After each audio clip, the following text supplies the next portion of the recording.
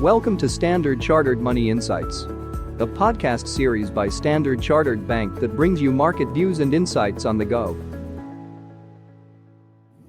Hello everyone, welcome to this new episode of Through the Noise. I'm your host, Heung, a senior investment strategist with our Seattle office. And today I'm very happy to be joined by Manpreet Gill, which is our CIO for AMEE, to share with us our second half 2026 outlook on the market. Welcome, Manpreet. To start off, I want to ask you, when you are looking ahead of the second half in 2026, what are the key things for investors to focus on and in order to assess where the markets are likely to go? Hi, Ray. Thanks for having me on. Indeed, I think that's a great question because, we've come off a very strong first half of the year, at least from an equity market return point of view.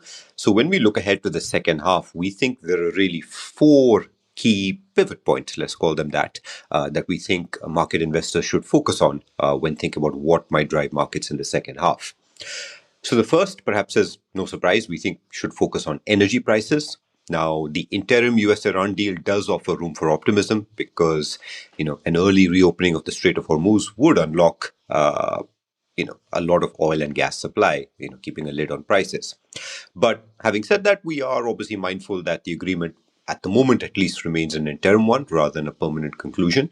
And even in a scenario where the Strait reopens, actual supply will likely take weeks or in some cases even months to fully resume and go back to pre-conflict levels, especially with, if there are some damaged facilities that could take even years to fully resume output.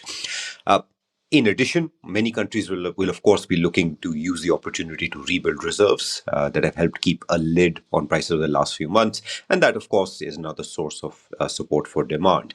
So overall, that's why we think prices can soften, but not return to pre-crisis levels immediately. So energy prices, of course, is one factor to keep a watch on. Second is equity supply. We all are aware of the significant pipeline of US equity IPOs. These, of course, raise the risk of both short-term oversupply and a long-term reversal of what has been a almost two-decade trend of shrinking outstanding equity float, which has helped add a source of support for prices. But having said that, the completion, of course, of one large IPO at the time of our conversation without a big market disruption is encouraging. And looking more broadly, strong IPO pipelines have really not held back equity market performance in major non-US markets, at least in recent years.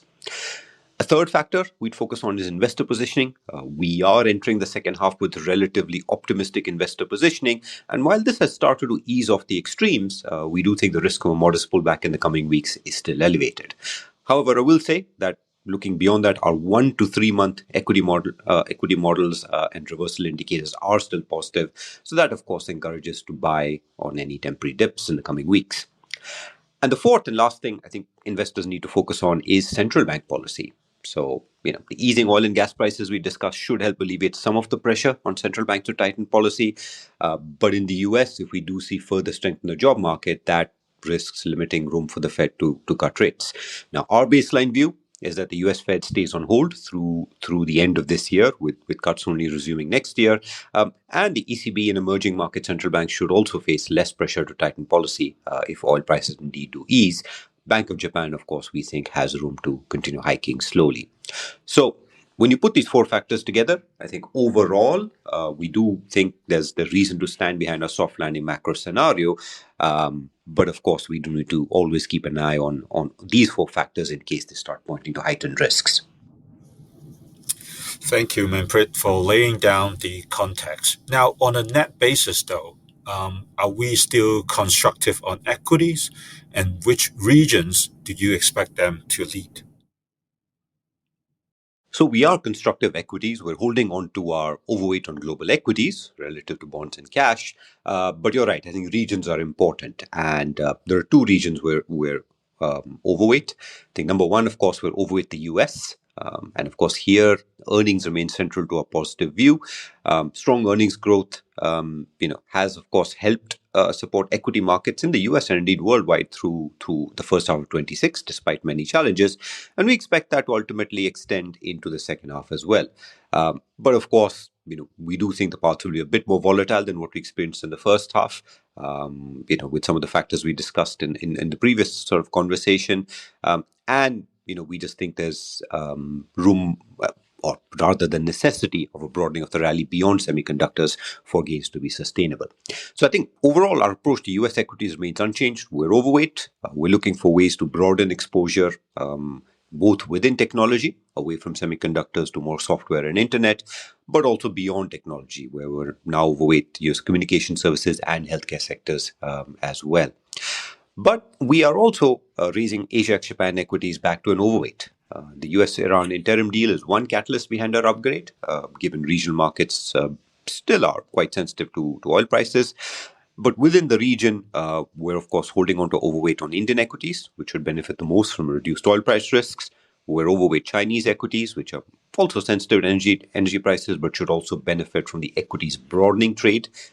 We, of course, like China tech and communication services sectors. And third, we're holding on to overweight on Taiwan equities. Thanks, Manpreet. Now, switching gears a bit to bonds. Recently, we have seen upward pressure on yield, and obviously, market has been concerning on this trend. But are we concerned about this situation? So we actually lean towards looking at the current level of bond yields as offering an opportunity to lock in attractive yields. So going back to this interim US-Iran deal, in our view, helps or supports our view that US bond yields can actually ease modestly from current levels. So the benchmark US 10-year government bond yield we expect to stay in sort of a 4.25 to 4.5% range over the next 3 to 12 months. And that, of course, should help the US dollar index also move modestly lower from recent highs, at least over 12 months. So I think first point, of course, we viewed it as an opportunity. Within bonds, we remain overweight emerging market US dollar government bonds. In terms of locking in the yield, this is a preferred opportunity given its attractive yield, low sensitivity to big shifts in commodity prices, at least relative to other major EM assets, and a lack of direct FX risks, unlike local currency bonds. But more broadly, we still hold a preference for corporate and emerging market bonds over government bonds, and of course, global investment grade and US high yield bonds, corporate bonds being core holdings. Thanks, Manpreet. So the picture seems like we are looking at some sort of yield pressure. Upward yield pressure is largely behind us. How about gold? How should we look at gold within that context right now? So we're holding on to our overweight on gold. And again, coming back to the US-Iran deal and what it means for oil prices, we think could help remove some of the near-term clouds that, of course, we know have stemmed from concerns about gold sales from individual EM central banks. And over a very recent period, some return of correlation with US bond yields and the US dollar.